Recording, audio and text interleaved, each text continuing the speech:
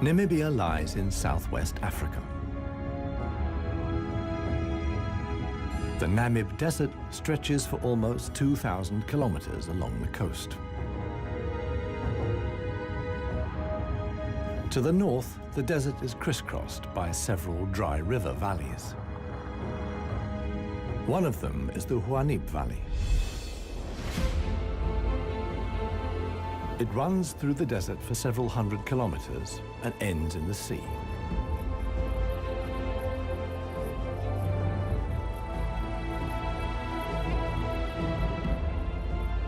Water flows here once, at most twice a year.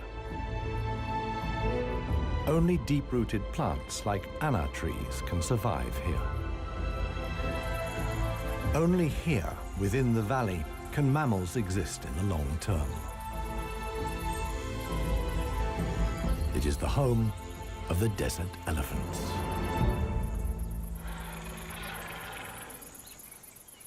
In contrast to their other African relatives, desert elephants live in particularly small family groups. They are so rare and their way of life is so special that they're under the constant supervision of scientists who've also given the elephants names.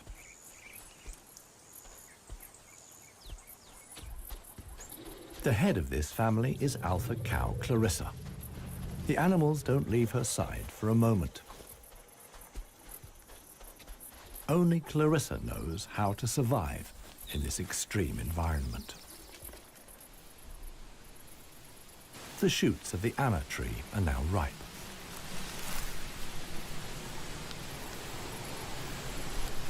The pods contain protein-rich seeds.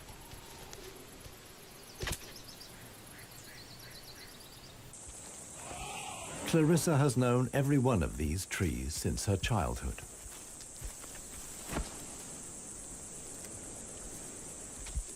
Even the youngest, Maya, tries the shoots. Here, however, experienced trunk tip control is required. It's easier for her to get the protein she needs from her mother's milk. Desert elephants only have half the number of calves as other elephants. The male animals stay with their mother's family until they reach sexual maturity. With mock fights, they prepare for life without the protection of the females. Adult bull elephants are loners or travel in small groups. Jappy is the most skillful of them.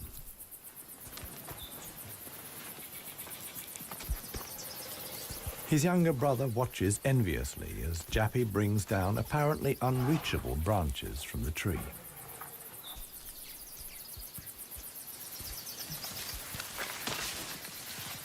In the valley, Jappy is well known for such tricks. He learned them from his father. Friendship among bull elephants has its limits. Jappy is certainly not willing to share his branch with his younger brother.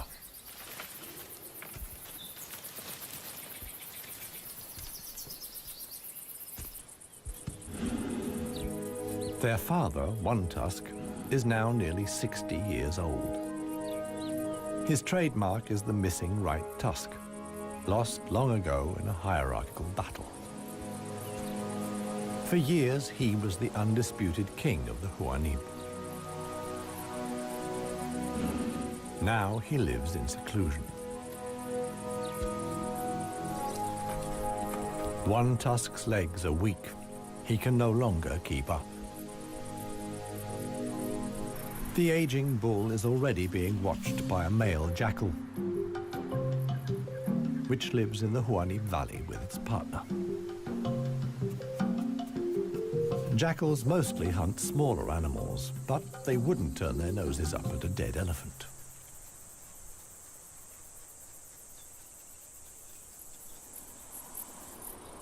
In a side valley, Clarissa has discovered a further source of food. There's a wide selection of bushes, grasses, and herbs.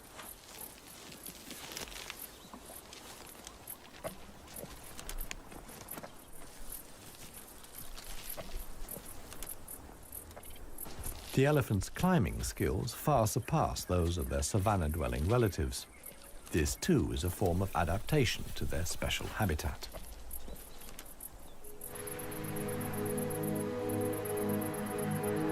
Old One Tusk has at last reached one of the anna trees in the Huanib Valley. But Clarissa and co haven't left very much for him to eat. He desperately searches for something edible in the remnants. In vain.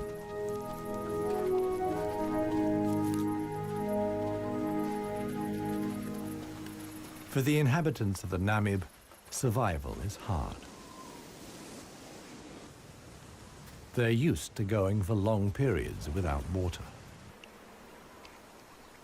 Many get liquid from their food or know secret sources of water. Regardless of size, every green leaf contains a minimum of liquid worth harvesting.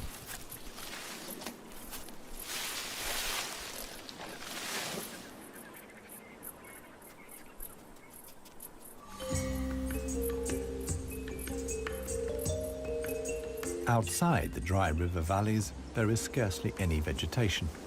Here, only extreme specialists survive. The Namib desert beetle is no bigger than a fingernail. As all animals, it depends on water for survival and has developed a special strategy.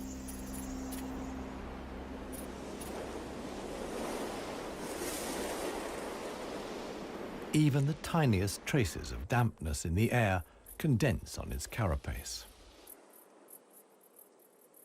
In time, a drop forms, which then flows directly into the beetle's mouth. This way of life limits the distribution of desert beetles to those parts of the desert that see fog. But where does the fog come from?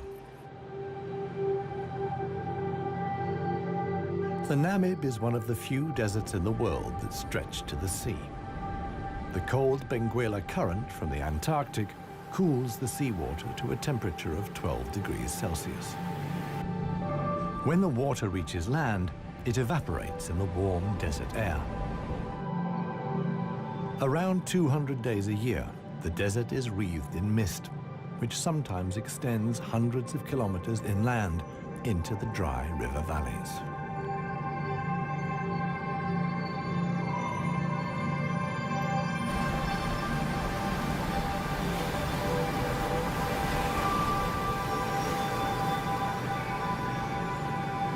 The Benguela current doesn't only bring fog, it's also rich in fish.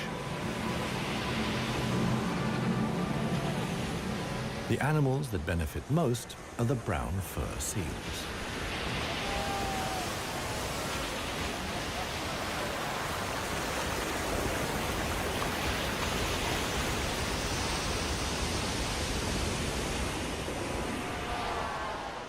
Their colonies are often home to 100,000 animals.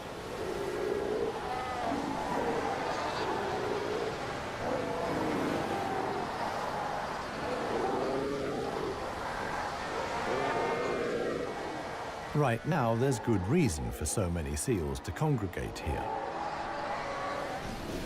The mating season is just beginning.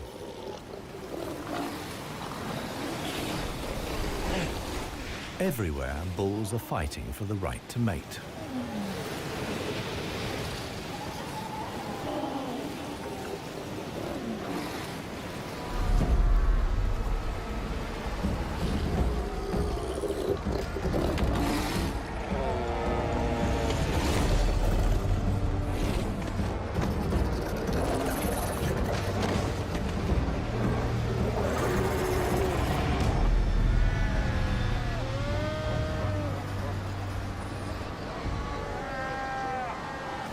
The strongest conquer a whole harem and then have their flippers full.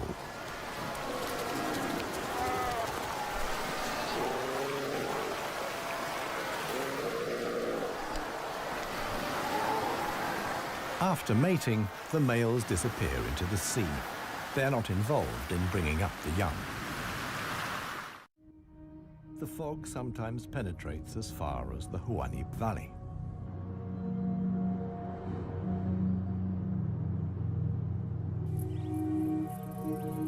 Now, even the biggest animals benefit from the moisture contained in the fog.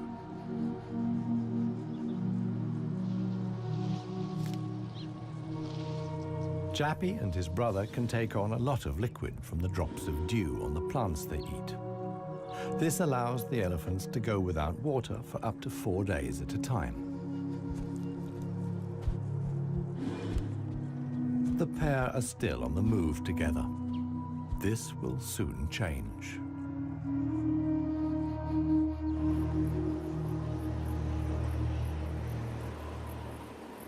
As the fog lifts, the sun illuminates a very special event. Families of elephants from other dry river valleys are on their way to the Huanib Valley. They're following the calls of their relatives, which they pick up via the soles of their feet, as via a stethoscope.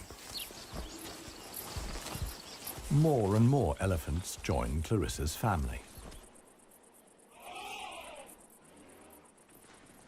Some of the animals haven't seen each other for years and exchange affectionate greetings. Jappy and his brother are also aware of the arrival of the females.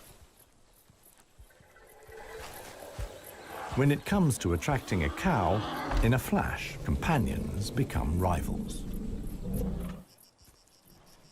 Once upon a time, one tusk was also aroused by all the excitement. Today, it no longer has any significance for him. He wouldn't be able to deal with confrontations with other bulls.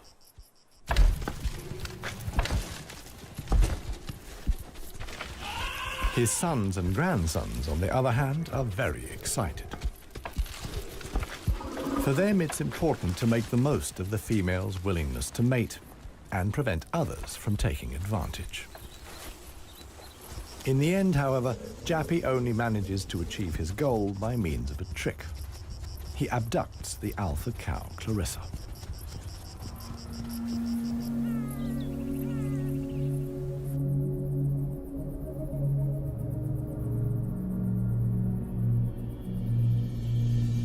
While many of the inhabitants of the valley spend the night hours asleep, this is the time of the real desert dwellers. The Namib sand gecko is only active at night. In the darkness, the little predator looks for crickets and spiders.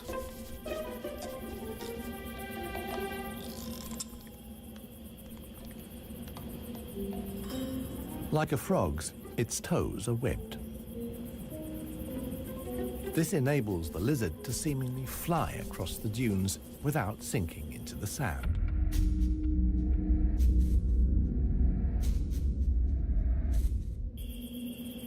But it also needs to be on the lookout.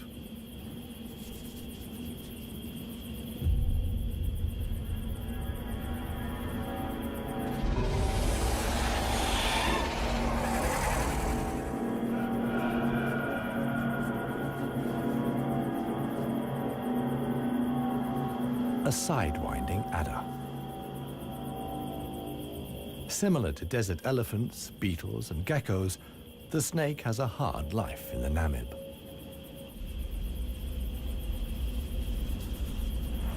It has to hunt successfully to survive.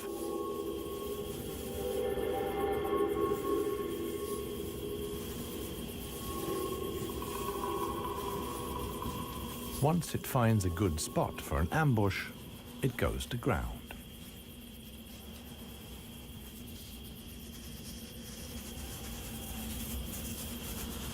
The snake is a predator that lies in wait for its prey, relying completely on its camouflage.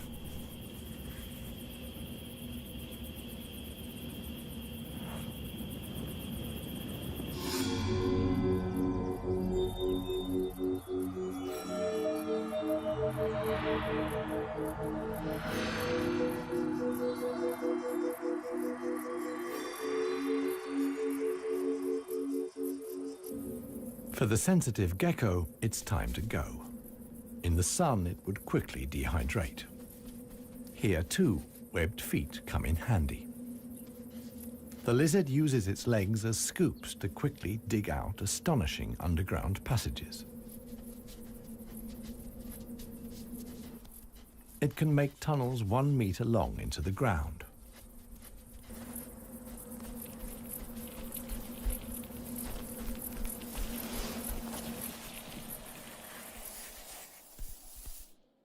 Here, it's safe. Up at ground level, another gecko isn't in quite such a hurry. With good reason. The fog is coming.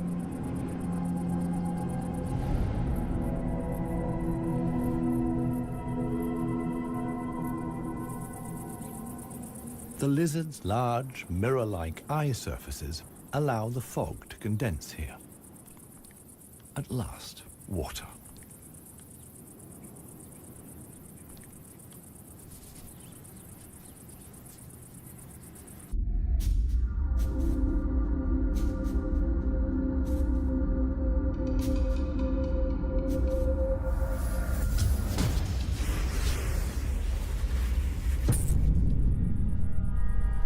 The waiting paid off. This morning, the sidewinding adder can have breakfast and get some liquid into the bargain.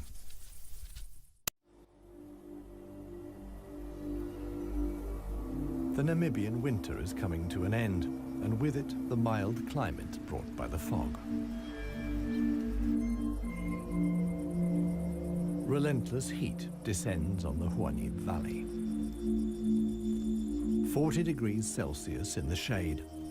This is approaching the limit for even Clarissa's family.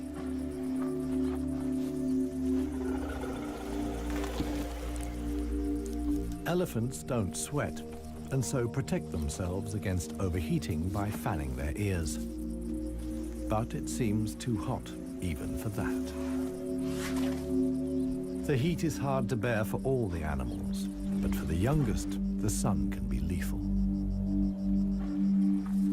Maya is really suffering.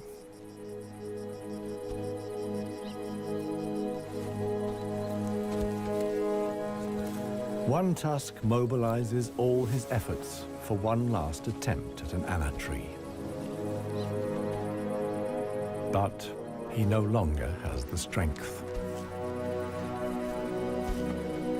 Exhausted, he withdraws to the shade.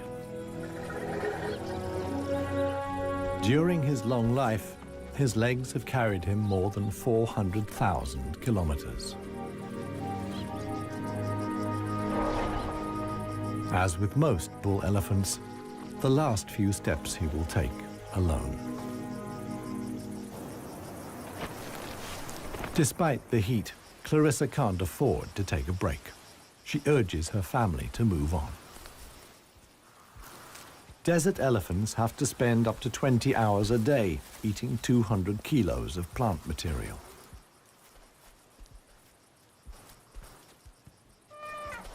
As tiring as that may be, Clarissa's family have no choice. One young bull is already so exhausted that he sleeps through the signal to move off. He only wakes up when the other elephants are already out of sight.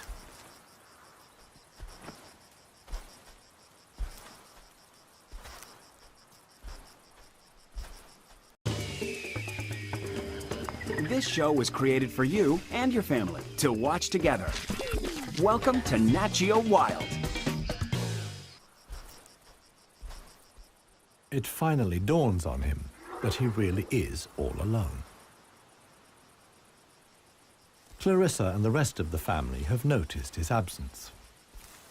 The animals try to locate each other via smell using their trunks, which are extraordinarily sensitive.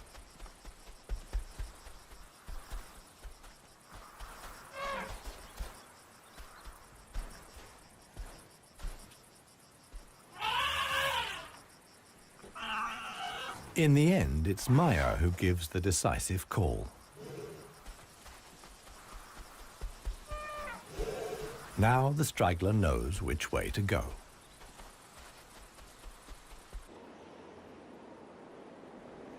The extremely dry period shows no sign of coming to an end. 1 week later, the heat and the elephants have combined to decimate the plant life in the Huanib Valley. Vultures take up positions on the trees on the edge of the valley. Their time will come when the other animals can find nothing more to eat.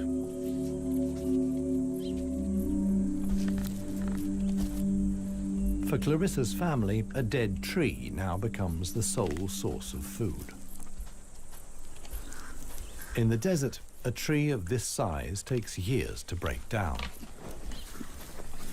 And it's the elephants that turn it into food again for the other animals. They themselves only use 60% of what they eat. The rest they excrete undigested. In this way, they distribute seeds, like those of the anna tree. Some animals, like the helmeted guinea fowl, take the majority of their food from what the elephants deposit. In times of scarcity, even the Huanib Valley baboons look for something edible in the elephant's dung.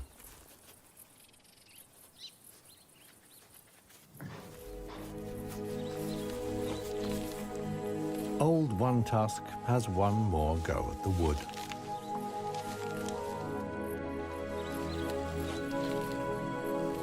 But elephant molars only grow back 6 times. One Tusk's teeth are worn out, and his attempt to eat wood the way he used to is doomed to failure. In other parts of Africa, older elephants seek out swamps where they can live for a while longer on softer leaves. Here, there is no such possibility.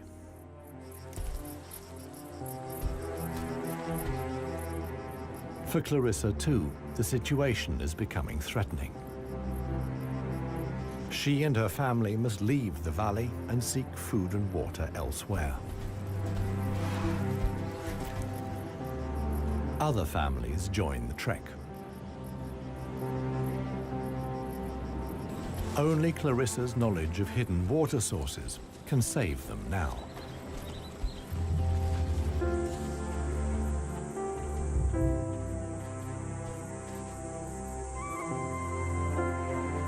Scarcely any animals are left in the valley. Even the jackals are leaving. In their search for food, they will move along the Huanib Valley until they reach the coast. Only One Tusk is too old and too tired for the trek. The one thing that could save him now is rain that would let soft grass grow. With this slim hope, he remains behind.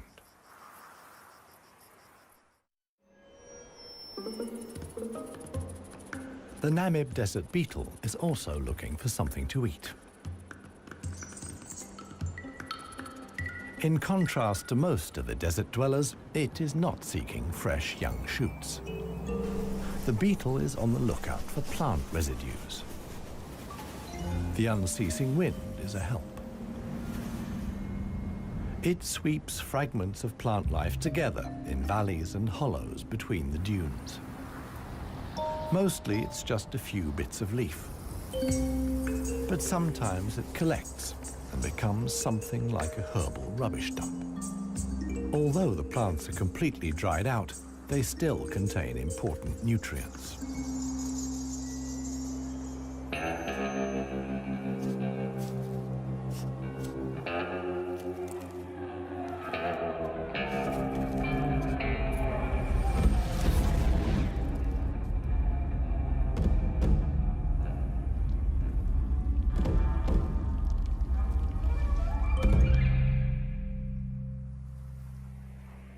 The Namakwa chameleon is one of the most dangerous hunters in the Namib desert. For desert beetles, at any rate.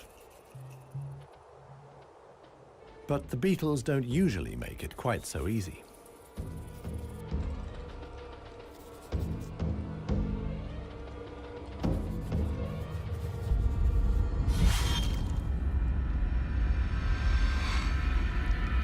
The beetles aren't only full of protein, but also provide essential liquids for the lizard.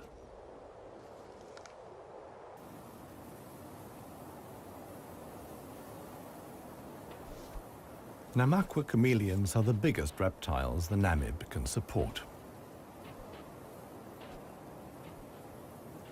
In contrast to the mammals, they can't undertake long migrations to look for food and water.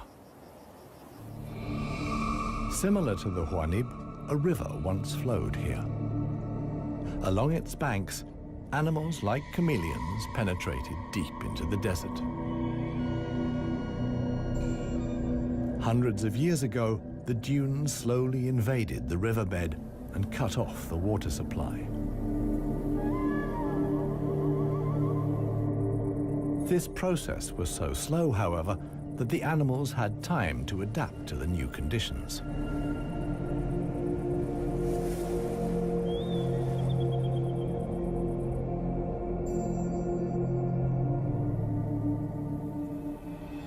The mammals didn't need such a long period of adaptation.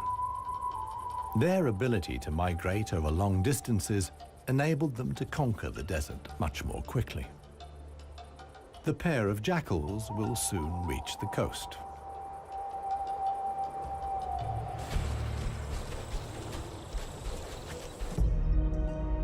Clarissa, meanwhile, is still searching for water. Little Maya is already exhausted.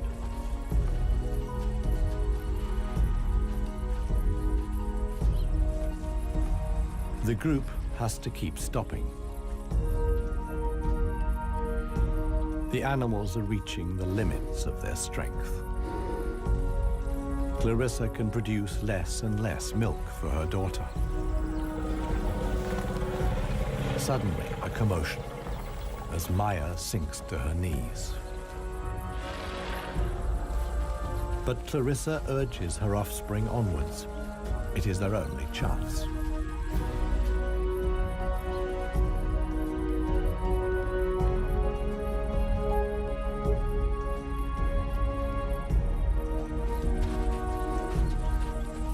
As dusk falls, they finally arrive.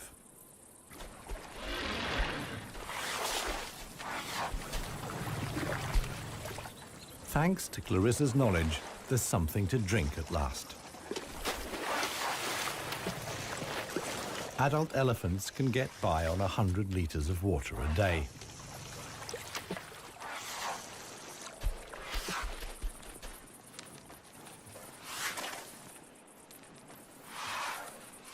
The subsequent dust bath serves to protect the elephant's skin from the relentless sun. The trek to the next source of food is long. The following morning, Clarissa will move on.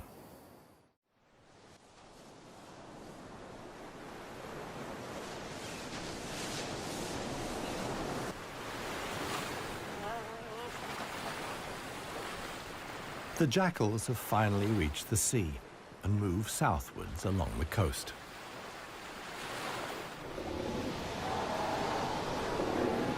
The new generation of brown fur seals is just arriving. Many of the mother animals are heavily pregnant. This young mother hasn't long to go.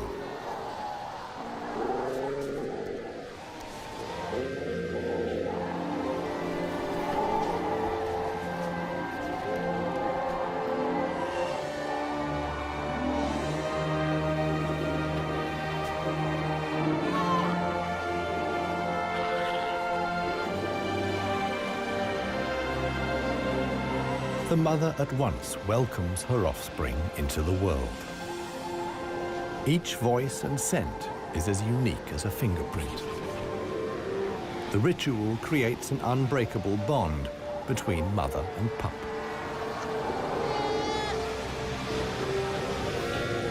Directly after the birth, the pup has to be suckled.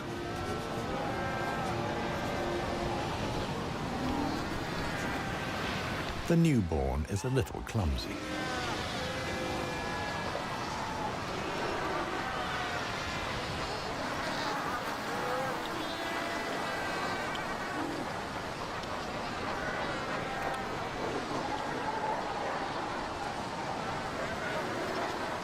The young mother is not alone. Tens of thousands of other females have also given birth.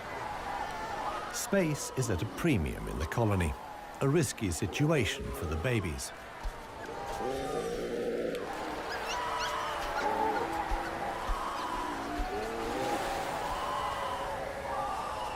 To minimize the danger, the seals organize a kindergarten. Many of the mother animals leave their newly born pups here.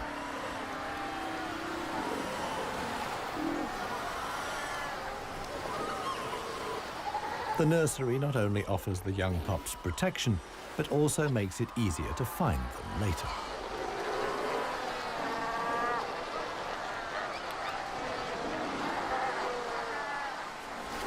The mother seals have to go out hunting every day to make sure their milk is nutritious enough for the young.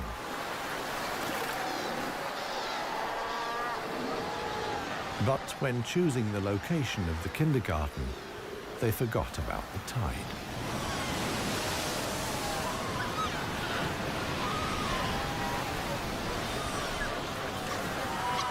The pups fight desperately against the onslaught of the waves. The baby is washed out to sea, along with the other newborn seals.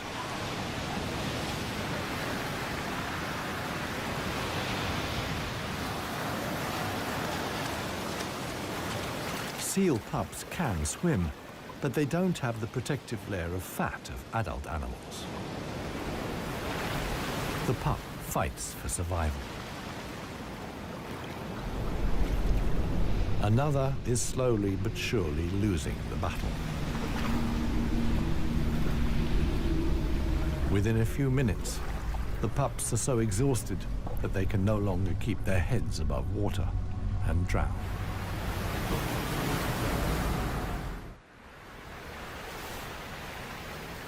The next morning reveals how great the danger posed by the sea is for the seal pups. The shore is full of little corpses, washed up by the tide.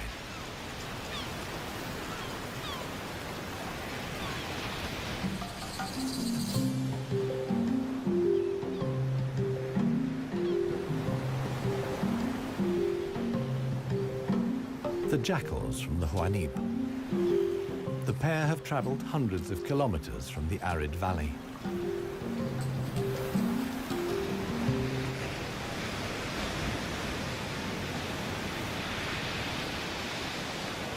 The seal colony is now their only chance of food. Jackals aren't choosy. For them, eating carrion is nothing unusual.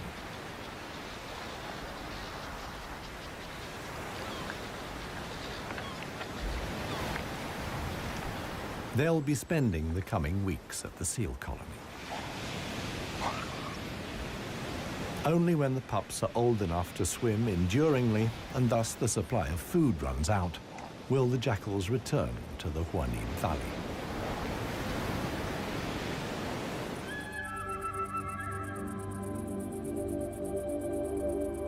It's not only the jackals that undertake such long treks. The other inhabitants of the Huanib have a long way to go.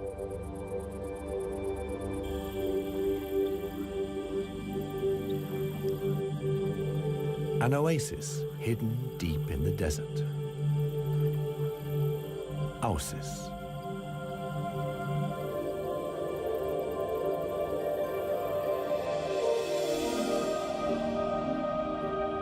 It lies like an emerald in the middle of the desert.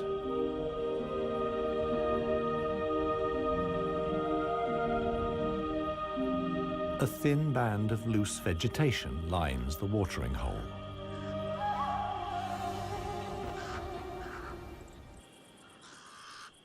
The pied crows are getting worked up about something. Visitors. Big visitors. the legendary desert lions.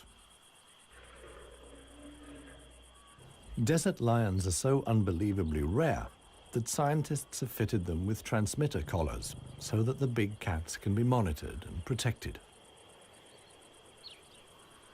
Two females have taken up positions in the undergrowth with their young. The experienced predators know that it's just a matter of watching and waiting. And indeed, many animals are making their way here. The oryx's numbers have thinned noticeably. Some are lagging far behind the main column.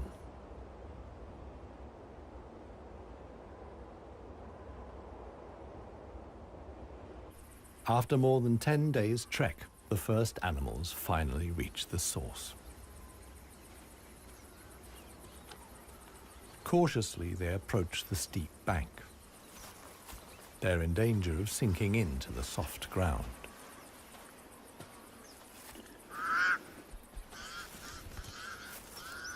The pied crows sound the alarm again. The lioness's patience has been rewarded. They've caught one of the stragglers. One lioness keeps the oryx in check on the ground. The hunting lioness is completely exhausted. Fighting the antelope has taken the last of her strength.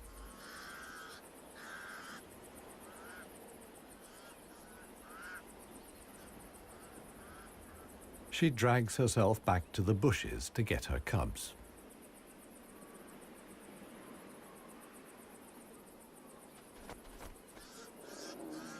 The other lioness keeps the pesky crows at bay.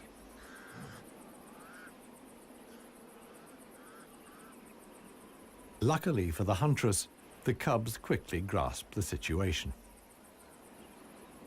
They can hardly wait to get their teeth into some fresh food. All the animals here are fighting for survival. The lionesses won this round. They've enough food now to last the coming weeks.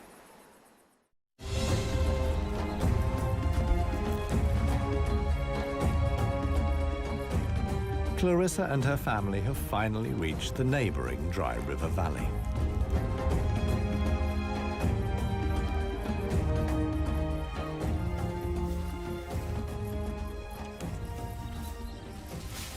The experienced cow knew instinctively that in times of drought, there was some precious greenery here to feed on.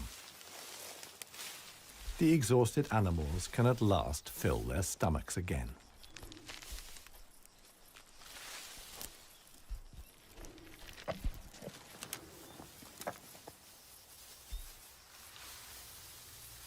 And this is how a happy, full-up baby elephant looks. Maya in paradise.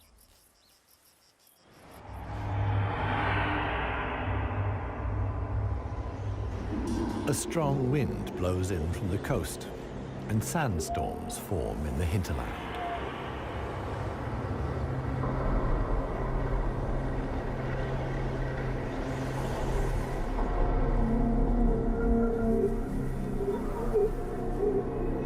They reach the river valley where Clarissa and family have found food and shelter. Sandstorms like these are the harbingers of heavy rain. Experienced elephant cows like Clarissa know what that means. As soon as it rains, the dry river valleys will be turned into raging torrents that wash away anything in their path. Imminent danger for the family of elephants. Time to move on again.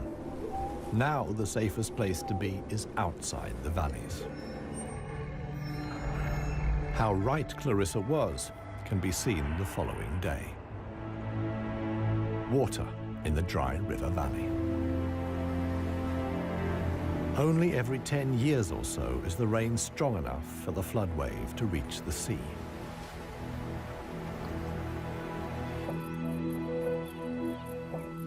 Just a few days later, the first green shoots begin the transformation of the dry river valleys.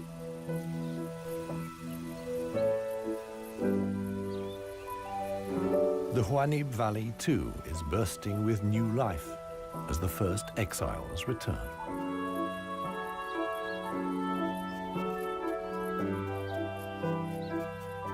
For one animal, however, the rain came too late.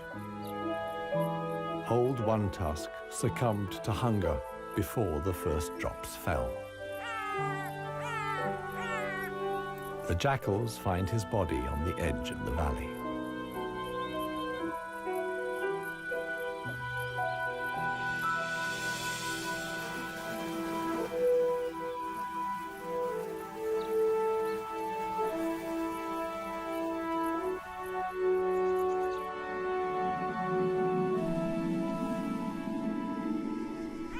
The jackals don't approach the body until evening. And thus, the circle of life is complete. The next morning, long unheard calls echo through the valley.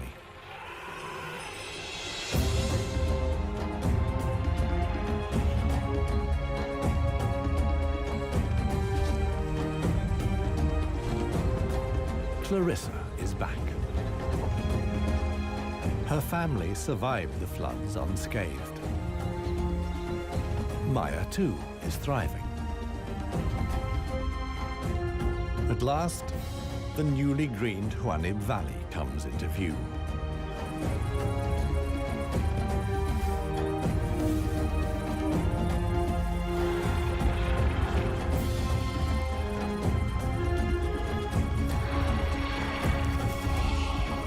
Clarissa's family is home again.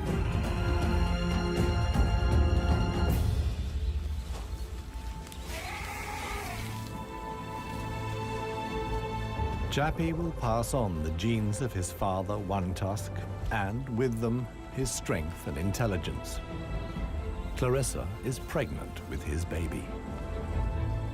The alpha cow will induct each new generation into the secrets of the desert elephants. This is essential for their survival. The Huanib River Valley is probably the last real wilderness in Namibia, one in which only the cleverest, most intelligent of the animal world can survive.